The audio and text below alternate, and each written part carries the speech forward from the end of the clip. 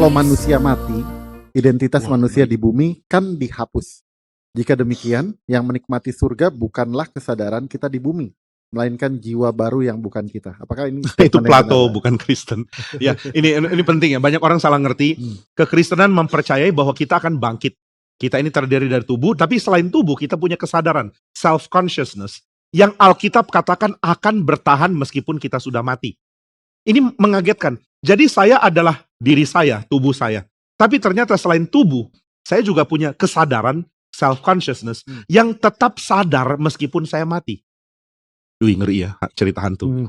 Sadarnya di mana? Seorang bernama Eberhard Jungel. Jungel mengatakan begini, di dalam Tuhan, memori kita akan bertahan. Di dalam relasi dengan Tuhan, kita akan punya self-consciousness. Kesadaran kita itu sesuatu yang bertahan di hadapan Tuhan. Nah ini menarik, Alkitab mengajarkan demikian. Maka waktu kita sudah mati, kematian kita tidak membuat kesadaran diri kita hilang. Kesadaran diri kita dipelihara di hadapan Tuhan. Wah ini menarik, tapi kalau kamu tanya, gimana rasanya ya? Udah mati kesadaran dirinya terpelihara di hadapan Tuhan. Saya juga nggak tahu, belum pernah mati. Our self-consciousness tetap ada di hadapan Tuhan. Tapi apakah kesadaran diri kita ini sesuatu entitas atau zat yang akan bertahan begini? Enggak. Tuhan akan bangkitkan tubuh kita dan pada waktu itu, tubuh dan kesadaran kita kembali satu. Jadi apa yang kita alami di bumi dan identitas kita nggak hilang. Nah ini pengertian Alkitabnya. Jadi bersyukurlah kalau kamu bilang, waduh Pak gimana ya setelah mati identitas saya hilang. Ternyata enggak. Dan ini penting sekali pertanyaannya. Karena kalau saudara merasa, kalau kita mati identitas kita habis, lalu ketika kita jadi roh, identitas baru yang diberikan. Berarti kita jadi manusia yang nggak ada guna, nggak kekal. Kita habis waktu kita mati.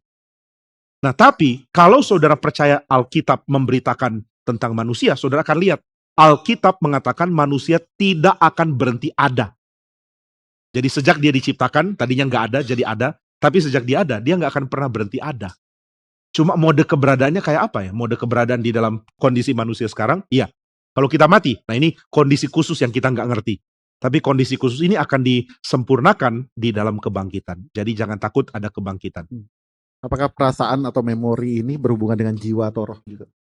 Ya kalau Alkitab sih bilang roh ya. Cuma roh tuh berarti ada kesadaran diri kita yang sama. Ada pertanyaan penting di dalam lagi teori brain in the fat tadi ya. Kalau kesadaran kita bisa di-copy dan kesadaran kita akhirnya di-copy misalnya di 10 tempat supaya kalau yang satu hancur masih ada 9 kesadaran gitu ya. Kira-kira yang mana yang asli kita ya? Ini membingungkan ya. Tapi nggak bisa, kesadaran nggak bisa di-copy. Jadi kesadaran kita atau roh kita itu selalu akan punya wujud fisik yang akan Tuhan sempurnakan di dalam kebangkitan.